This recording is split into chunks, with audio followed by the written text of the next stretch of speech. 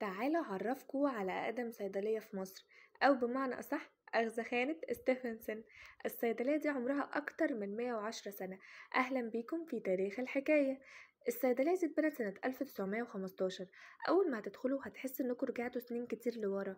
هما لسه محتفظين على كل حاجة بحالتها، الديكور والعبوات كمان موجود عليها الاسم والتاريخ على كل عبوة، والكتب كمان فيها أسماء التركيبات. وأكتر حاجة عجبتني هو مكان تحضير الأدوية، هو موجود لحد دلوقتي وصعب تلاقي صيدلية موجود فيها المكان اللي كان بيتحضر فيه الأدوية زمان. وكمان عجبني قوي إنهم محتفظين بالليبلز اللي كانوا بيلزقوها على أدوات الصيدلية. الصيدلية يا جماعة عبارة عن متحف موجود فيه كل حاجة من أيام الإنجليز. وبالمناسبة الدكتورة مريم هناك لطيفة جدا، وهي اللي ساعدتني أعرف معلومات عن الصيدلية. وكمان بيسمحوا لكم إنكم تصوروا عادي. لو عديت من وسط البلد وبالأخص من شارع عبد الخالق ثروت ما تنساش تدخل وتشوف بنفسك، وما تنساش تعمل فولو عشان تعرف تاريخ وحكاية أماكن تانية بنفس الروعة. واكتب لي في الكومنت ايه اكتر مكان تاريخي نفسك تزوره.